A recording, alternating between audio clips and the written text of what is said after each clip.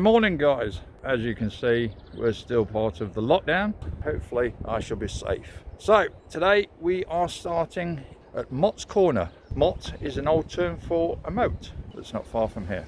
Anyway, let's get cracking.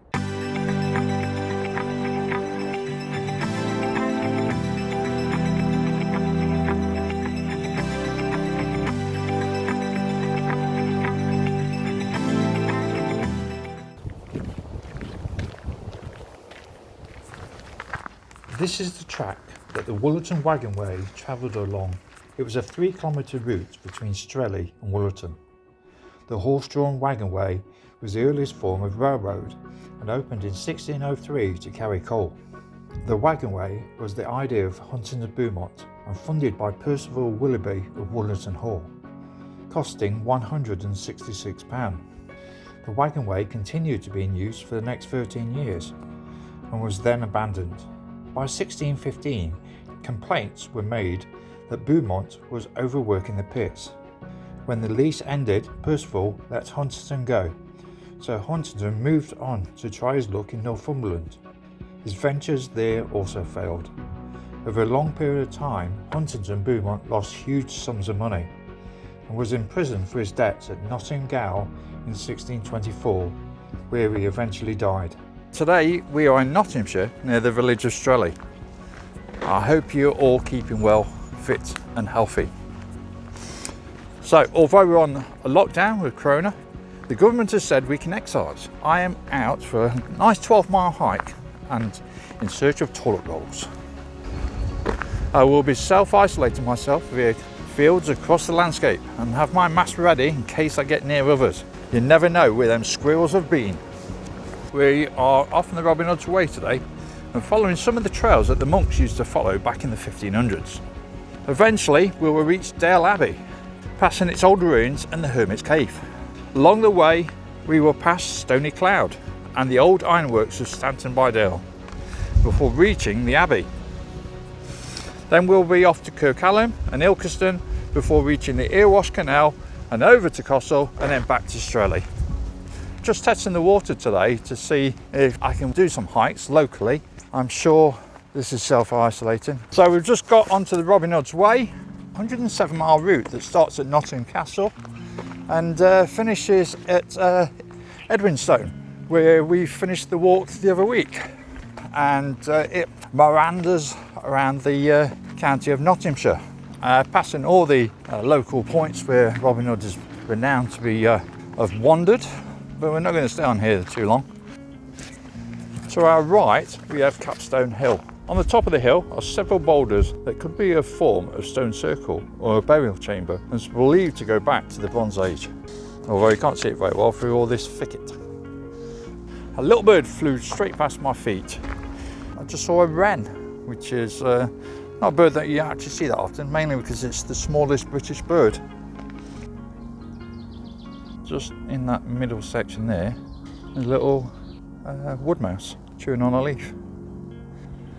And maybe you can see him a little bit better now.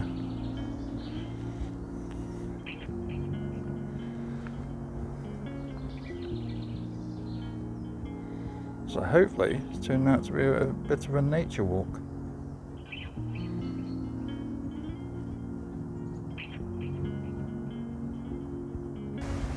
Spring harvesting still going ahead, even though the coronavirus is going on, but we still need to eat.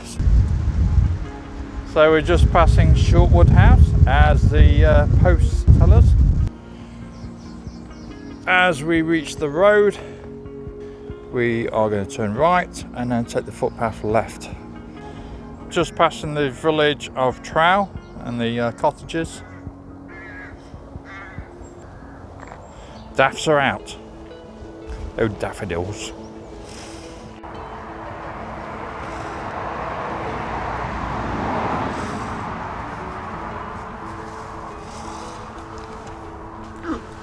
Squeeze, it's a bit of a squeeze.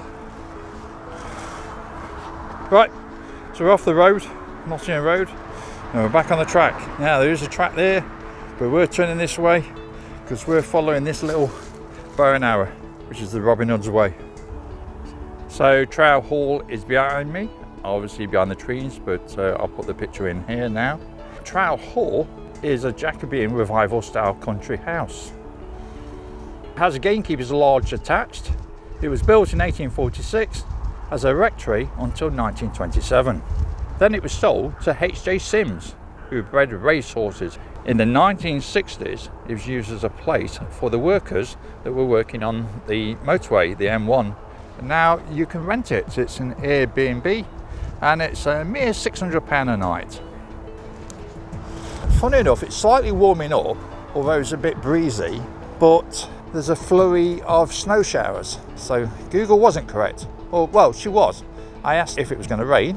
Okay, Google, is it going to rain in Nottingham today? No, today in Nottingham, there's no chance of rain. She was correct in a way. It wasn't going to rain. It was going to snow instead.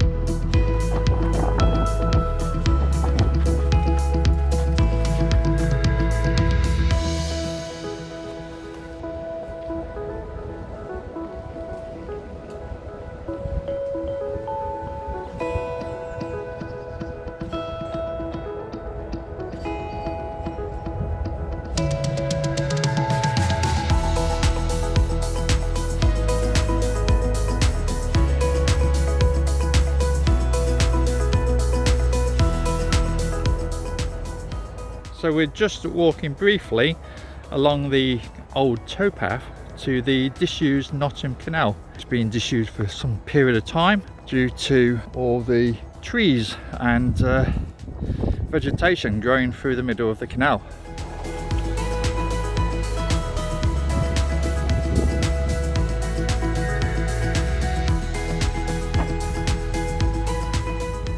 So we've just come off the Nottingham Canal, which is obviously disused, and now we're going to take a right past the garden centre, and then we'll move off Robin Hood's Way and head for Stanton Gate. So although we're in lockdown and all self-isolating, and they've said only the key workers are meant to work, I can't remember seeing garden centres as a key worker, but I have seen people walking around there. It is an essential service to have your potted plants.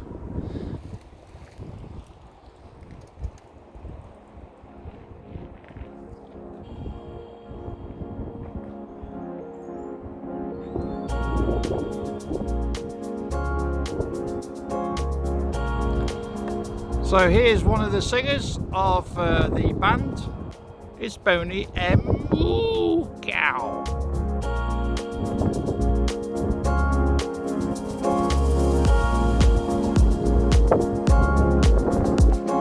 So we're just walking along the Erewash Valley Trail. It is a footpath and cycle track. It mainly follows the Erewash Canal, which is a 27-mile route from Langley Mill to Long Eaton.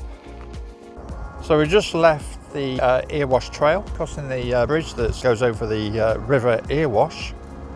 And then we're also, as you can see from here, the signpost says that's Derbyshire. So we're moving out of Nottinghamshire into Derbyshire, and we're going to continue down this road.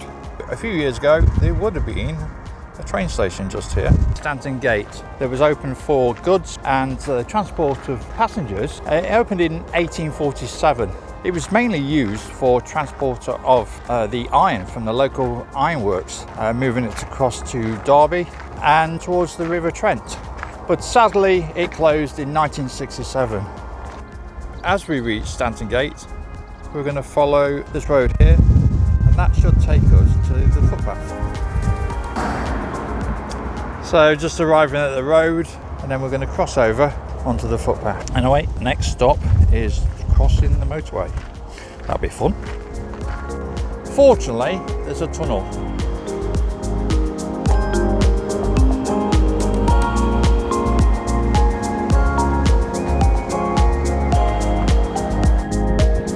So we're going to just take this path, head down to the clubhouse, then we're going to take a left and then get onto the road, head up towards Stanton by Dale.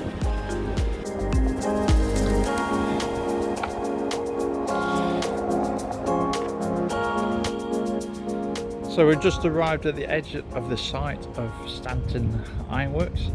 Now the ironworks is no longer in use as an ironworks, but they do make certain concrete products here. Here are the concrete barriers that you use on motorways. So let me tell you the story of Stanton and its ironworks.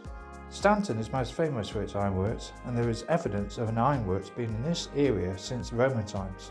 A small blast furnace was near here from 1788, and then further 5 new furnaces were built in the 1860s by Benjamin Smith and his son, which was named the Old Works. It produced about 20 tons of pig iron a day. The Crompton family took over the ironworks and continued to own it for over 80 years, and it was renamed to the Stanton Iron Company. The Franco-Russian War in the 1870s made the company grow over the demand for iron. The ironworks were large producers of iron for the First and Second World Wars, making shells and bomb casings, plus gun barrels, and making concrete parts for air raid shelters. Also making torpedo cases. The ironworks were large producers of iron for the First and Second World Wars.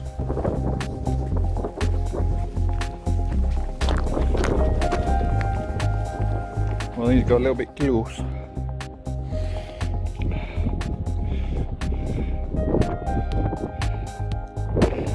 We have a slight problem. The horses want to follow me. They won't let me go. And every time I start walking off, they keep knocking me. Especially this lad. Show me his teeth. And they need cleaning like that. Definitely need cleaning them. Right, we're going to go because we could be here all day. I've got to get to that gate.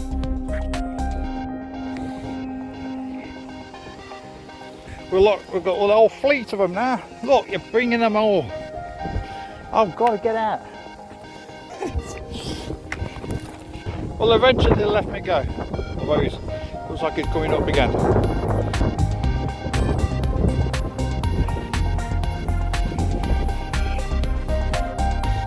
So we're just in the centre of Stanton by Dale and by the medieval cross, which is dated from 1632. The village has 2 pubs and elm houses, as well as the parish church of St Michael's and All Angels.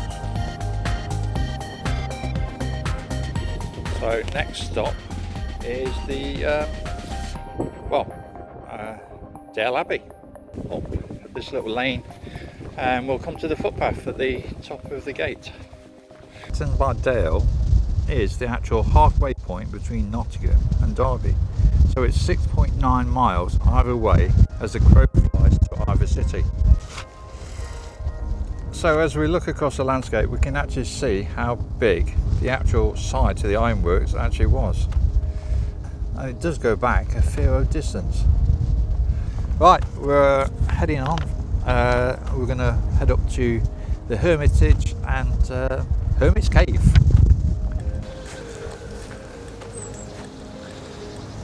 Let me continue the story of the ironworks. Where was I? Oh yes. Making shell and bomb casings, plus gun barrels, and making concrete parts for air raid shelters, and making torpedo cases too. In 1916 the ironworks were bombed by the Zeppelin raid, which dropped 15 HE high explosive bombs onto the Stanton site. The company was taken over in the 1960s by Stewart's and Lloyd's Limited, and was merged into the Strelley Iron and Chemical Company in 1960 to form the Stanton and Strelley Ironworks. In 1967 it was nationalised and became part of the British Steel Corporation. By this time its workforce was over 12,500. The company from the 1960s fluctuated in its value. After nationalisation and then becoming privatised, it was bought by a French company. Now the ironworks is no more. The ironworks closed 13 years ago and most of the site has been cleared for redevelopment. So as I was just looking across this field, a snowman. It's not a snowman, it is a scarecrow.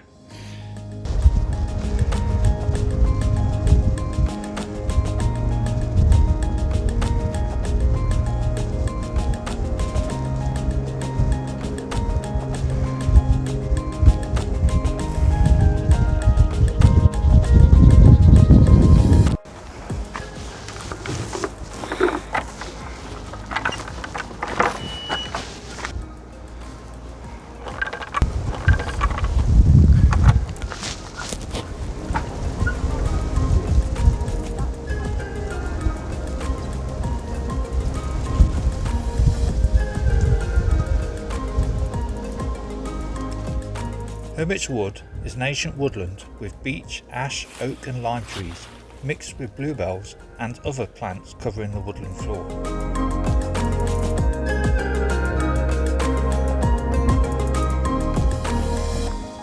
So we've just gone through the gate and we're going to turn left up the steps and go up to the Hermit's cave. The sandstone cliff was carved out in the 12th century by a Derby baker who wished to live a life as a recluse. Afterwards it was used by lonely monks. Dale Abbey has always been famous for its Hermit's cave. It comes with the story of a highwayman who was converted to Christianity on the visit to the village in the 12th century. Legend has it that the highwayman and a group of bandits set up a camp near the Hermitage, and in the night he had a vision of a golden cross rising from the sky. He told his fellow robbers that the land around the cave was a holy place, where they could find God and change their ways. They laughed and went on their way, but the highwayman found the hermit and became a reformed character. Legend states that a monk, probably from the nearby Abbey of Dale, hung himself at this location and continues to haunt the area. There's a hermit's well that runs in line with the cave towards the Abbey.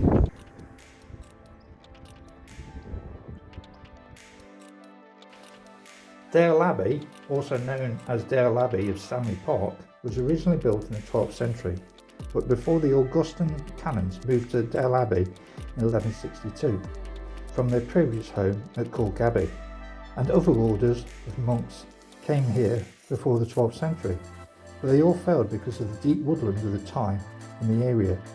The abbey continued for a further 340 years and housed 24 canons. The abbey provided priests to the local area, and before the dissolution of the monasteries, the abbey's wealth expanded to owning 24,000 acres, which they rented out to farmers and local villagers. The abbey is believed to be where Alan of Dale, one of Robin Hood's merry men, wedded bride Ellen. This is something we already spoke about in my first video, which I'll leave a link at the end.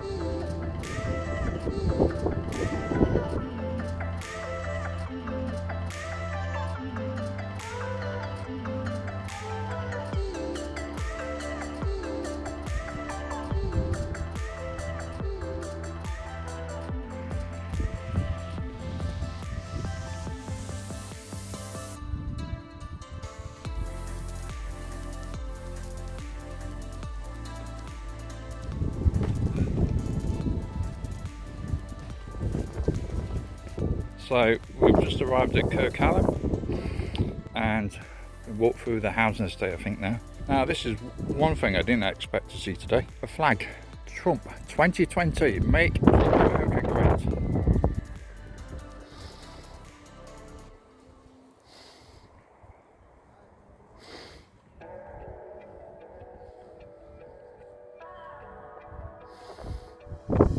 This eventually will take us down to the Gallows Inn. We're going to turn left and onto the canal. We've just reached the Gallows Inn pub. Now there's a pub been on this site for over 200 years, and it used to be a place of refuge. Now the reason it's got its name as the Gallows Inn is because in the 1700s a public gallows was just at this site.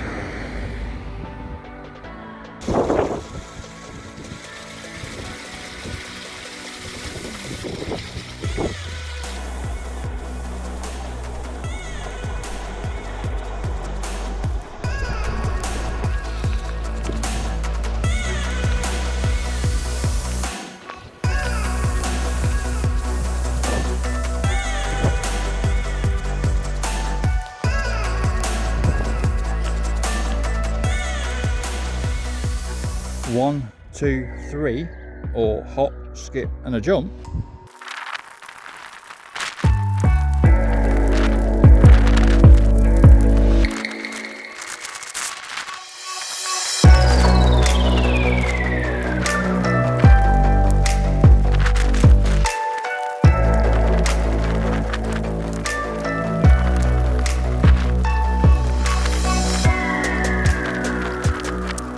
And we are there, from the railway bridge to Cossall. The small village of Cossall has been here for over 1,000 years, mentioned in the Domesday book, and having a manor house since the 12th century. It is also the location of the first coal mine in Nottinghamshire, which has been mined since 1274. Obviously the mine is no longer here, as all mines in Nottinghamshire have gone a long time ago. So Robinet's Lane, the lane was originally used by the monks that travelled from Dale Abbey towards Strelley and the surrounding mines, and it is known as the Monk's Way. And that's where we're heading to next, Strelley. And that is the end of the walk for today. So hopefully you've enjoyed following me on this walk today. If you'd like to follow me on further walks, then please subscribe.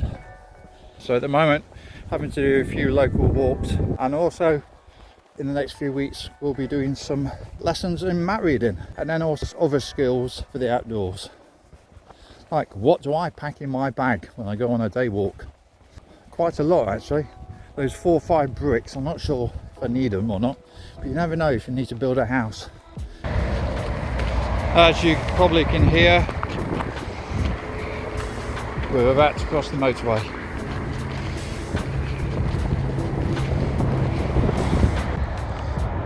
So just as we cross the motorway bridge, there's another one of these things. If you know what it is, put it in the comments or answers on a postcard. Anyway, onwards, onwards, onwards. So we're just arriving at Strelley Hall. Obviously it's closed like most places at the moment due to self-isolation, but we're going to take a right here and we're going to now walk down to the church of All Saints. Hello. How are you? Hey? How are you? You're a bit wet, aren't you? Hey? You're in the field by yourself? Hey? It was a bit early now. You need to find somewhere to get in. This is the Church of All Saints. It was built by the Strelley family who owned Strelley Hall, and the last member of the Strelley family was Mary Edge, and she is buried on the grounds of the church, as locals knew her as Miss Edge. She was a very forceful woman. The M1 was originally meant to go straight through the middle of the village. In fact, the church itself would have been knocked down for the M1, but she forced them to change their minds as we've passed the M1, that the M1's about a couple of 100 metres away from here. Well done, Miss Edge. There's lots of these slabs that I'm walking on now, and this is meant to be the Monk's Way. As the history books go, the monks used to come down along the trail. Every time they did, they used to bring a mule, and the mule would carry a slab on his back. And every time the monks got here, they would lay these paths. Now obviously, hundreds of years ago, the road wasn't here, so it would have been just this track of slabs. And here we see the signs, the stones of the Monk's Way. Please take care when using the bath. The only problem is I've just walked the opposite way, so walked on the uneven stones to see the sign that there's uneven. Oops. Okay, and here we are. This is where we started this morning, Mott's Corner. So hopefully you've enjoyed me on this walk today, and it's been an eventful one with all the animals that I've come across. Some have been a bit more friendly than others. All I want to say is look after yourselves and stay at home, and we'll beat this virus between us. So until then, if you'd like to subscribe and see more of my videos, that'd be great. If you also like to add the bell for notifications, click a like and add a comment, that'd be great. So all I want to do is say stay safe. I'll see you soon, and bye hikers.